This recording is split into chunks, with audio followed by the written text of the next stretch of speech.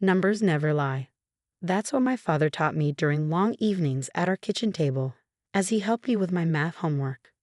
People can hide the truth in fancy words, he'd say, but numbers always tell the real story. I never imagined how crucial that lesson would become when I married into the Wellington family and their billion-dollar empire. My name is Julia Chen, and I'm the Chief Financial Officer of Wellington Industries, or at least I was until yesterday's board meeting. The story of how I uncovered one of the largest corporate frauds in recent history begins 3 years ago, when I first joined the company. I'd earned my MBA from Stanford and worked at one of the Big Four accounting firms before meeting Michael Wellington at a charity gala. He was different from his family, kind, genuine, more interested in environmental conservation than corporate politics. We fell in love, married within a year, and that's when his father, CEO Richard Wellington, made an unexpected offer. "We need new blood in the company," he'd said during a family dinner at their mansion in Greenwich. "Someone with fresh perspectives." He smiled at me across the crystal and silver. "How would you like to be our new CFO?" Looking back, I should have seen the trap. But I was 32, ambitious, and naive enough to believe that merit mattered more than family politics. The warning signs appeared almost immediately. During my first week, I requested access to the company's complete financial records. Richard's brother, James Wellington, who served as COO, laughed it off. "Don't worry your pretty head about the complex stuff," he said, patting my shoulder condescendingly. "Just focus on the regular reporting. We handle the special accounts." But I did worry, and I did investigate. At first glance, Wellington Industries' books looked impeccable. The company, which manufactured high-tech medical equipment, showed steady growth and healthy profits. Yet something felt off about the numbers. Late at night, after everyone had left the office, I started digging deeper. Small discrepancies in international shipping manifests, inventory numbers that didn't quite match between systems, wire transfers to offshore accounts that were just under reporting thresholds. "You're working too hard," Michael would say when I came home late again. "Dad says you're being too detail-oriented. It's not good for the family dynamic." The family dynamic. Everything in the Wellington world revolved around maintaining appearances. Sunday dinners at the mansion, charity galas, country club memberships. My mother-in-law, Eleanor, was the queen of this carefully curated world. "Darling," she'd say, sipping her perpetual glass of Chardonnay, "you simply must learn to relax.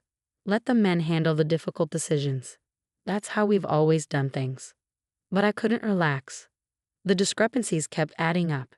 Using my background in forensic accounting, I began building a shadow database, tracking every suspicious transaction, every questionable entry. I hired a trusted aid specialist, Tom Martinez, to help me create secure backups of everything I found.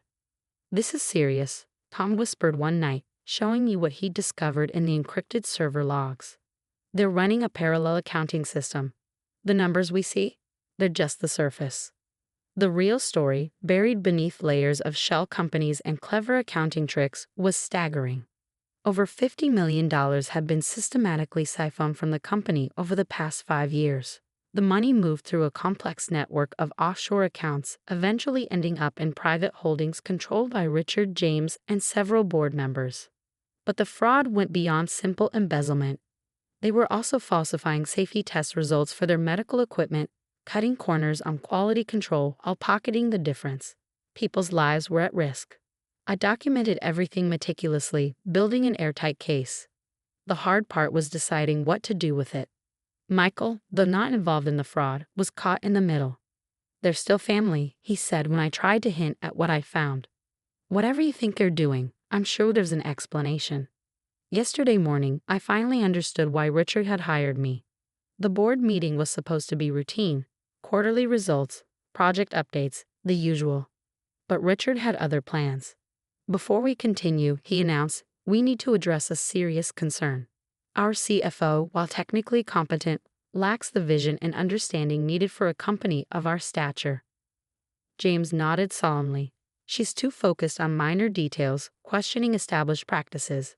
It's disrupting our operations." Therefore, Richard continued, looking at me with false regret, "We'll be bringing in someone more experienced, someone who understands how things work in the real world." The board members, all old friends of the family, murmured in agreement. I sat there, feeling their smugness, their certainty that I was just another naive outsider who didn't understand their sophisticated financial arrangements. "Do you have anything to say?" Richard asked, expecting me to plead or protest. I smiled, gathered my things, and stood up. "Only that you should keep your morning calendar clear tomorrow. You'll be having some unexpected visitors." "Is that a threat?" James laughed. "Listen to her, trying to play in the big leagues." Richard waved dismissively. "Security will escort you out. And Julia, remember your non-disclosure agreement. We wouldn't want any unfortunate legal situations." I walked out quietly, hearing their laughter behind me.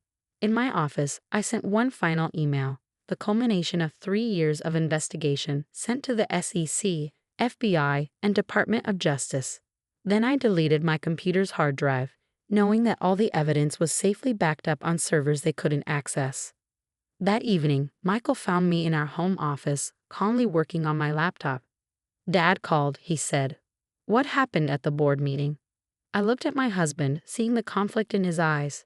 "Your father made his choice 3 years ago," I said softly. "Tomorrow, you'll have to live with it." "What do you mean?" But I just turned back to my work. In a few hours, federal agents would receive my detailed report, complete with transaction records, test falsification evidence, and a complete map of the Wellington family's fraudulent empire. The next morning dawned clear and cold. I arrived at Wellington Industries headquarters at precisely 8:30 a.m., dressed in my best suit. The security guards, not yet informed of my termination, let me in with their usual nods. I settled into my office and waited. At 9:15, right on schedule, all hell broke loose.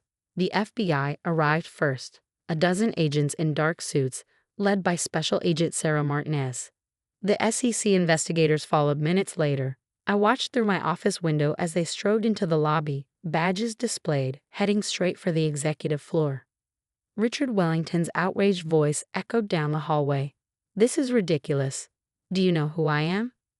"Yes, Mr. Wellington," Agent Martinez replied calmly. "We know exactly who you are and what you've been doing." I stepped out of my office just as James Wellington tried to run for the emergency stairs.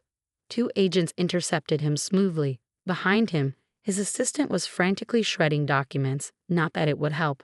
I had copies of everything. "You," Richard spotted me, his face turned purple with rage. "What have you done?" "My job," I replied quietly. "I'm the CFO, remember? I follow the numbers." The next few hours were carefully choreographed chaos. Agents seized computers and files. Board members were escorted to separate conference rooms for questioning. The company's servers were locked down, though I had already ensured the important evidence was safely backed up off-site.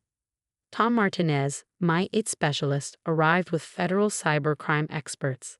"The parallel accounting system is exactly where you documented," he reported. "They can't delete anything now." Around noon, Michael appeared in my office doorway. He looked shell-shocked, his world crumbling around him. "Did you know?" he asked. "All this time."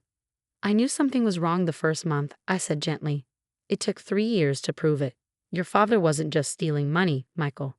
They were falsifying safety tests on medical equipment. People could have died." He sank into a chair. "The charitable foundation, the hospital wing they funded." "Money laundering," I confirmed.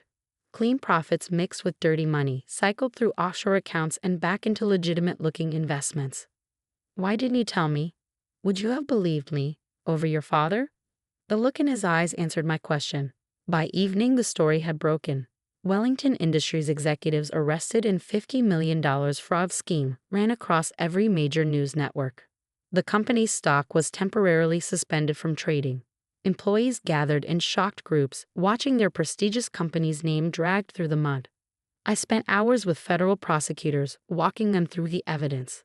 The case was airtight, every transaction documented, every false test result preserved, every illegal transfer tracked to its source. "This is extraordinary work," Agent Martinez said, reviewing my files.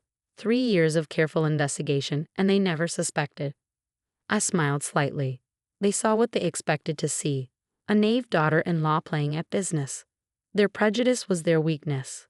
The fallout was swift and severe. Richard, James, and 6 board members were indicted on multiple federal charges. The company's stock plummeted when trading resumed. Clients began canceling contracts, fearful of the compromised medical equipment. But I had planned for this too. 1 week after the arrests, I presented a restructuring plan to the remaining board members and major shareholders. A complete audit of all products, transparent safety testing, new quality control procedures. I had already contacted reputable manufacturers who could verify and, if necessary, replace any compromised equipment. The company can survive this, I told them, but only with complete transparency and a total change in culture. To my surprise, they listened. Perhaps the sight of Richard and James being led away in handcuffs had focused their minds wonderfully. Michael struggled with the revelations. His father's betrayal, his family's disgrace, his own unwitting role in it all. It was a lot to process. We separated for a few months while he worked through his feelings. I should have trusted you, he said when he finally came home. Should have seen what was happening. They were your family, I replied. We see what we want to see in the people we love. The criminal trials lasted 18 months. Richard and James were sentenced to 15 years each. The board members received lesser sentences in exchange for cooperation. Eleanor Wellington retreated to a sister's house in Europe, her social position in ruins. Wellington Industries survived, though changed. I was appointed CEO by the Reform Board, with a mandate to rebuild the company's reputation. We rehired laid-off workers, implemented stringent quality controls, and slowly regained our clients' trust. The hardest part was facing the families of patients who had received potentially compromised equipment. I insisted on meeting them personally, explaining what had happened and how we were making it right. Last month, I gave a guest lecture at Stanford Business School. The topic? Corporate ethics and a courage to see. The students were particularly interested in how I'd maintained my cover for 3 years while building the case. Numbers tell stories, I told them, remembering my father's lessons at our kitchen table. But you have to be willing to listen, even when the story isn't what you want to hear. Michael and I rebuilt our relationship slowly. He left the company to pursue his original passion for environmental conservation, founding a successful nonprofit. We agreed that some distances, like separate careers, can actually strengthen bonds.